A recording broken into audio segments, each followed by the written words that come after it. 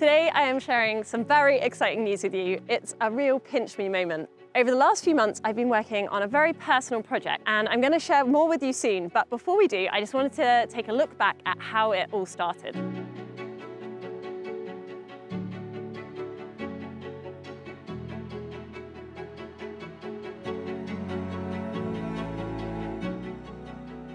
In 2019, that was a pretty big year because we took a decision which would change our lives. Philip had this crazy idea that we should sell our home, quit our jobs in Paris, and move with our young family to Normandy and buy and renovate a chateau. And when we first arrived at the chateau, we'd basically spend all of our life savings buying the chateau. So we had no budget at all to do the renovation itself. But that didn't kind of put us off, that didn't faze us. We almost enjoyed the challenge and we decided we were just gonna have to do as much as the work ourselves and get very creative. I studied fashion print at Central St. Martin's, and after that I ended up moving to Paris and working for 10 years for the fashion house Bauman, where I was a textiles and print designer. When we moved to the chateau and we started renovating, I was desperate to try and find a creative outlet for my work here. Once we got past all the mess and the dust, it was time to start thinking about the interiors here at the chateau. And as a designer and a print designer, I really wanted to bring in some of my print into the rooms and bring some character and personality. So I had this idea that I could try to create my own lino printed wallpapers. I'd never tried it before. It was the first time and I didn't know if it was going to work. But thankfully it did. It took me over 2 weeks to come up with the design, print the wallpaper for the room. I was so happy with the outcome. It was really crazy, that moment of seeing my print on the wall and the way that it transformed the room, and it created that mood that we were looking for and that character and personality. At the time, we were under enormous pressure, time pressure to get the rooms finished because we were about to open a guest house, which we don't any longer run. But at that time, we wanted to get all of those guest rooms finished so that we could start renting them out. But I was so hooked on this technique of creating my own wallpaper, and I just loved the personality that it brought to those rooms. So I decided to continue doing it, and I made different designs for each room that we decorated after that. When I first started sharing the process of me making these wallpapers, I think it was on Instagram because I don't think we even had YouTube at the time. I had such a great response and people were fascinated by this technique and by the wallpapers.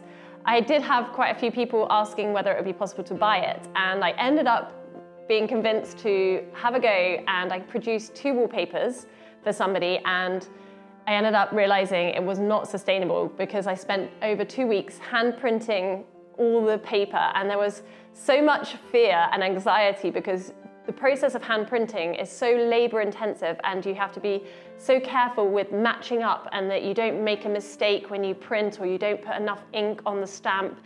And doing that for somebody else was very stressful.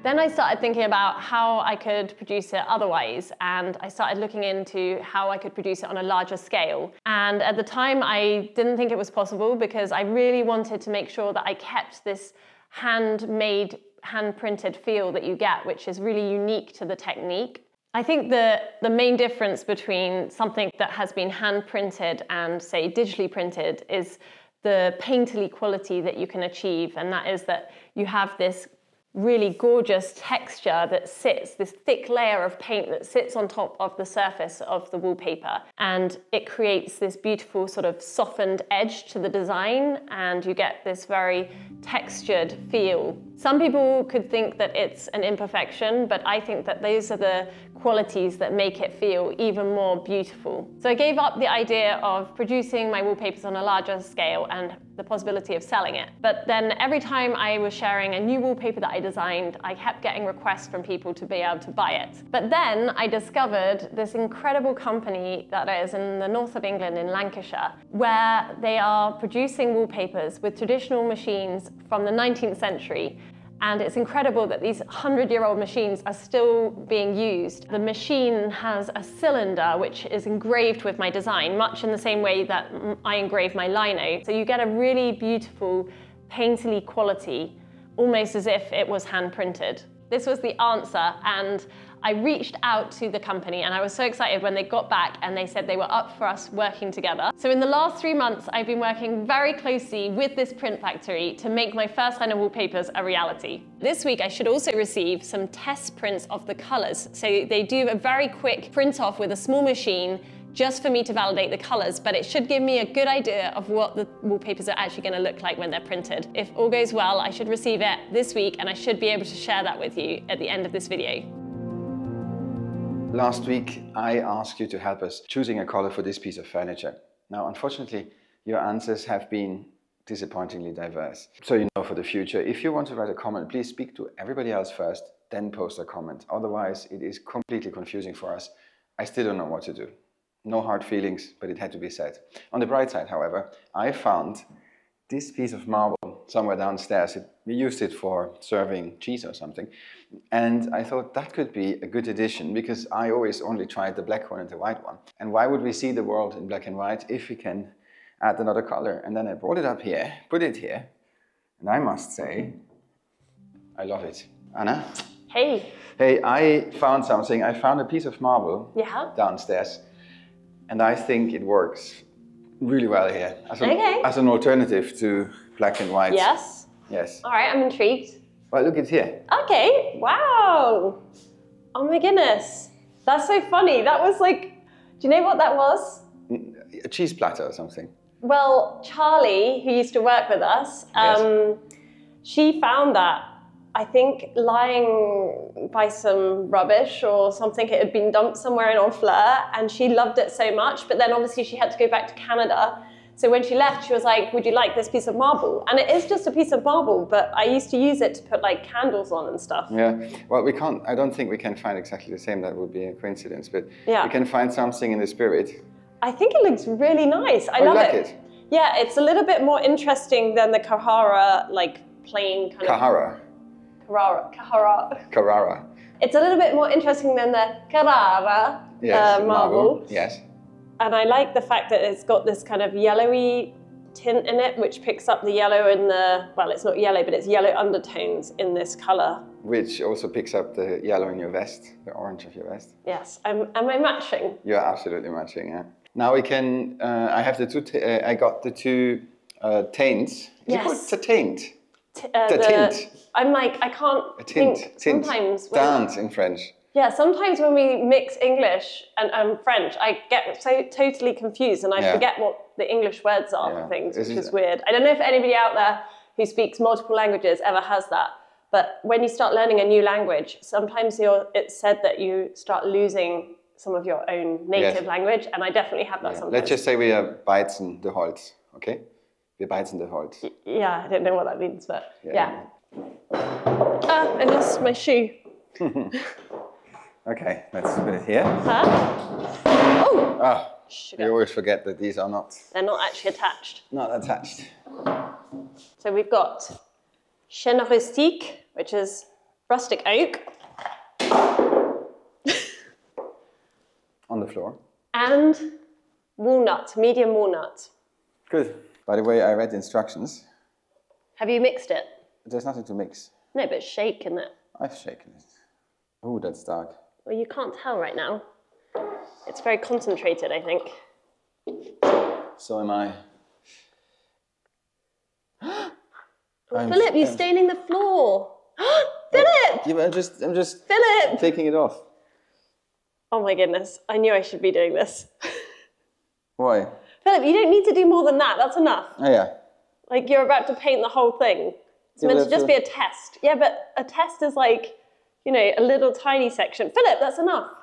Well, how can I? Oh, then I put too much. But also, you've put it on the floor, so that's actually stained the floor now. Yeah, but it's gonna be, you know, cleaned anyway. Yeah, but it's still gonna be stained. No. I don't know if they can get the stain out. Can they? Yes. Look, yeah. It's gone. Basically. All right. I put this underneath for the next one.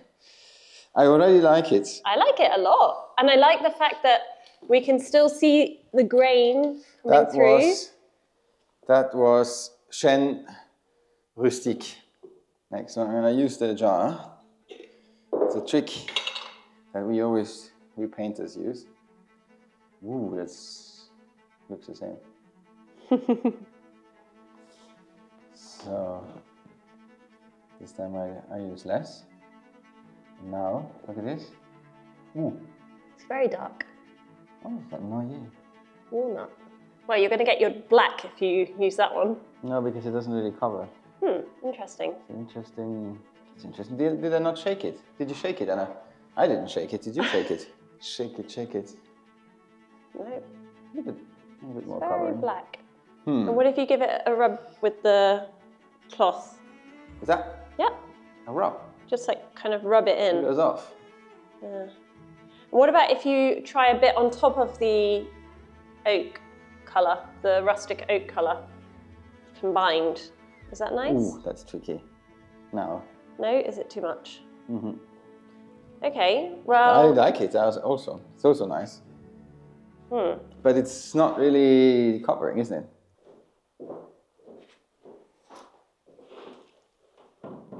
No, I don't like the one on the right. It's too orange. That doesn't work with the marble. No. Too orange, I agree. And try the one on the left? I mean, probably with black that could work. Well, funny enough, a lot of people said don't use black worktop because it's a nightmare to clean. But I can't confirm it because we use it in the kitchen. We have a sort of granites and there's no stains at all. It works marvelously. It's really good. So I don't know what you guys use when you have problems with it, but we don't have problems with our black marble in the kitchen at all. And it works. I think it's quite a classic combo. Can you wet the black marble so we can see it? Oh, I thought that this marble was going to be so nice though. But having said that, we don't actually know if we can find it. But it works well with the wood, doesn't it? Yeah, it works better with the light wood. I actually don't mind this one. This one? Yeah, I don't mind it. I think so too. I think I'm growing. Does it need to be a bit more black? I mean, maybe it just needs to have like kind of some oil on top of it or something to kind of nourish it. Right now it looks very sort of matte. Yeah, I like it. Okay, I'm liking it. Liking it with the second layer, yeah. Should we just try it in the bathroom and just double check it? I think it works. It works. Yeah. Yeah, I like it. It's very dark. Yeah, but that's good. It's funny because now the one on the right doesn't look as orange, does it? That doesn't look so bad over there.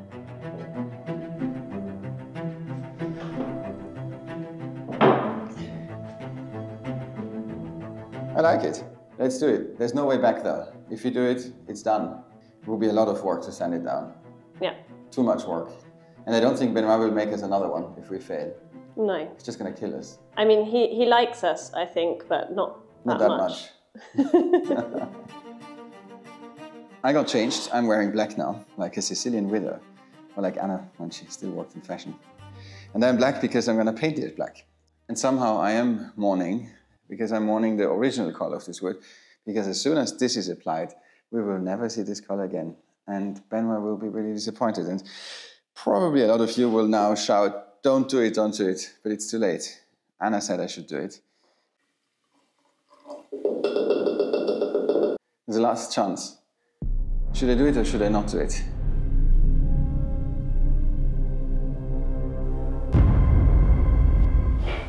Too late, it's done. Anna? Yeah? Are you coming in to say stop? No. Should I be? No. What are you doing here? I just concentrated. I like it. I start liking it. That might as well be the first time you see me painting anything on this channel. Because normally it's Anna, and the reason for that is that she thinks I'm not good at painting. In reality, I'm excellent at painting, but I don't particularly like to do it. So whenever she asks me to do something, I pretend to be bad, and I make mistakes. And then she says, no, let me do it. It's horrible what you do. I'm just smart. I hope I have enough of that product.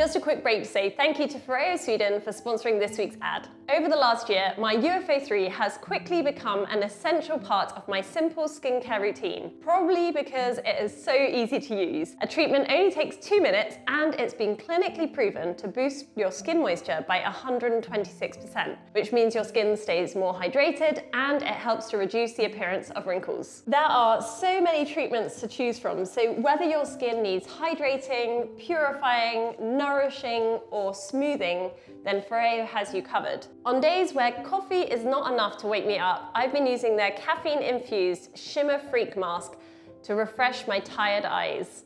The device uses relaxing T-sonic pulsations and red LED light to help your skin absorb the formula. Cooling cryotherapy to help reduce puffiness, and the blue LED light reduces the appearance of dark circles too. So if you want to treat yourself and your skin, then this product is rarely on discount.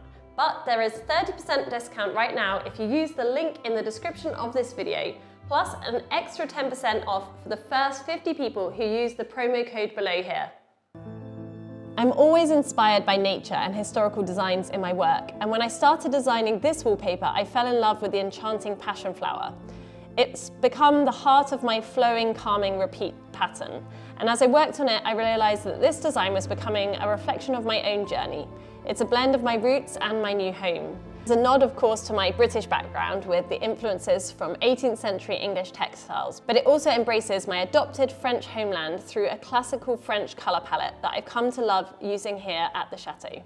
As I look at the finished design, I can't help but feel like it's a little piece of my own story blooming on the walls. It's been such a personal project and I'm really excited to finally share it with you, and that maybe some of you can also bring it into your own homes. Okay guys, something very exciting has just been delivered. My wallpaper samples. Oh my goodness. Oh my goodness.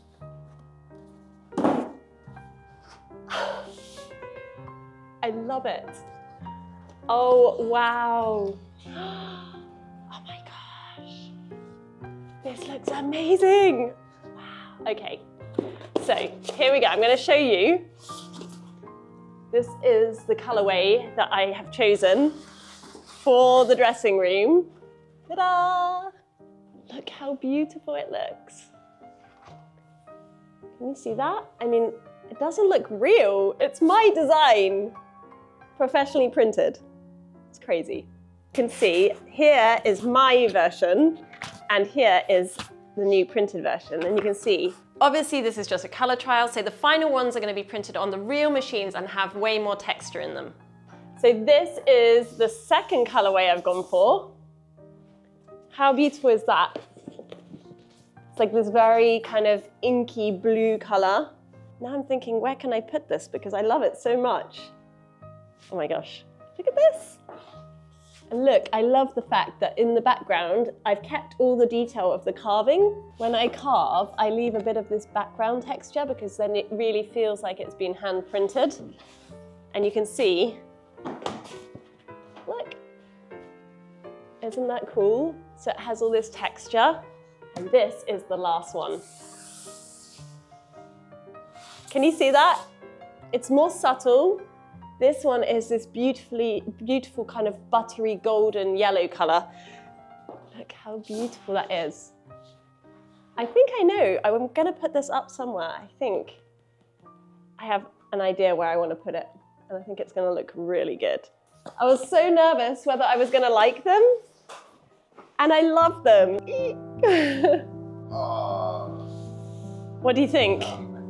Don't they look really good together as well? So nice together. But look how beautiful it is, like the quality. I'm so proud of you. Yeah? I'm so proud of you. Oh, what a moment. I know, I almost want to cry. I'm like, I can't quite believe that like, they look that good. Yeah. I don't know what I expected, but they look so much better than my wallpapers. Yeah. No, they don't look better. I'm honestly very nervous about this. It's really scary putting yourself out there as a designer. And I am constantly thinking about whether people will like my designs, whether they will buy it. But if I don't try, then I'll never know. So I've decided that for this first launch, I'm only going to do a run of 450 rolls of paper. So that's 150 rolls of each of the 3 colorways. And if you're interested in buying this for yourself, then you can do so on our website. It will be available to buy on October the 20th. Because it's such a limited launch, I've also decided to create a wait list. If you want to be sure to be able to buy 1 or more rolls of wallpaper, then sign up to the waitlist. The link is going to be in the description of this video. And then one day before the official launch, I will be sending out a purchase link to you, so you can buy it one day before everyone else can buy it. And as a special thank you to everyone who purchases at least 1 roll of this first edition, I'm going to be putting in as a little extra a hand-printed, signed and numbered artwork. So let me know what you think about these wallpapers. Would you buy one? And maybe tell me which is your favorite colorway.